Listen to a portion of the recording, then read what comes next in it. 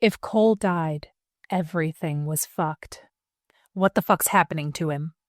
Nico Tilsey barked out the question, but he feared his voice was too shaky with panic to keep anyone in the pack focused. His fucking hands were shaking, and he was tempted to shove them into the pockets of his stupid jeans before anyone noticed. Fresh blood was spattered across the stomach of Cole's checkered red and white shirt, making the pattern solid red about halfway down.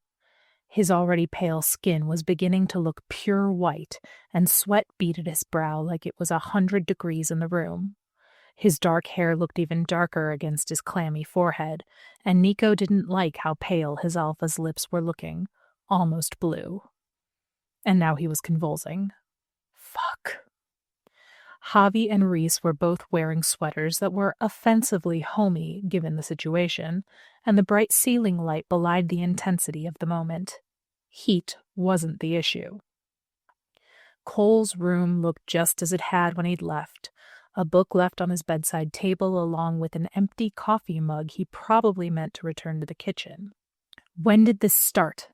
Nico demanded as his fellow betas held the alpha down on his bed. Hugh had thought to put down 2 dark blue beach towels first, which would hopefully save any mess and hide any stains. Nico didn't give a singular fuck about the mess right now, though.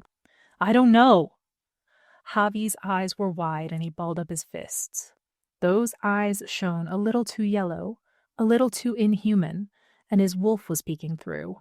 How did this happen? Javi was normally the calmest of them all, always quick with a joke and full of energy that sometimes had him bouncing off the walls.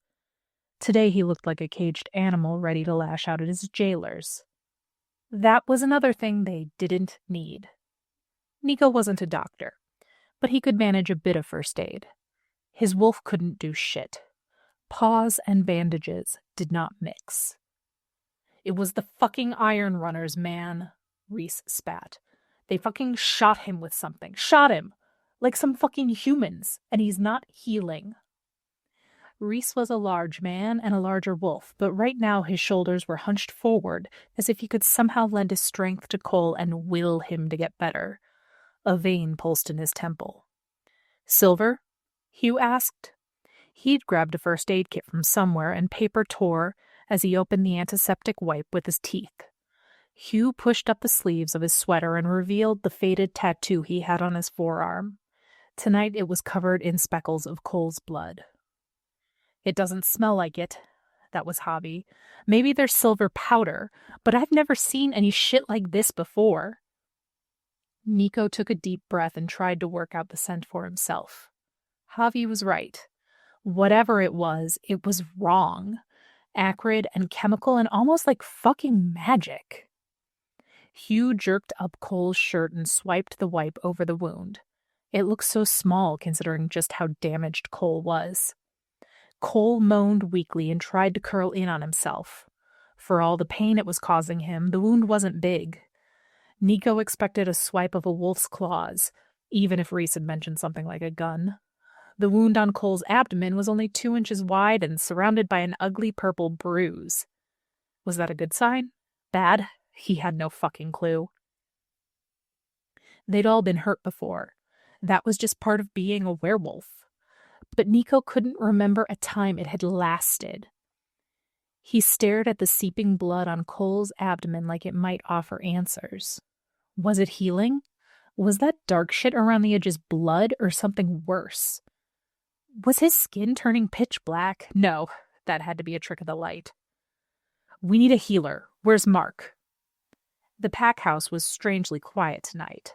Javi and Reese had managed to get Cole inside without being spotted, which was unusual in a residence that had more in common with an apartment building than a house.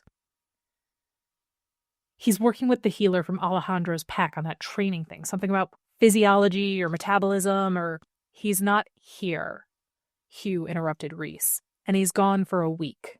Melanie is visiting her mom but is supposed to be back soon. Melanie was Mark's apprentice, his incredibly new apprentice. She was 18 and eager, but she'd only been learning for a month or two and wasn't prepared to handle whatever was wrong with Cole.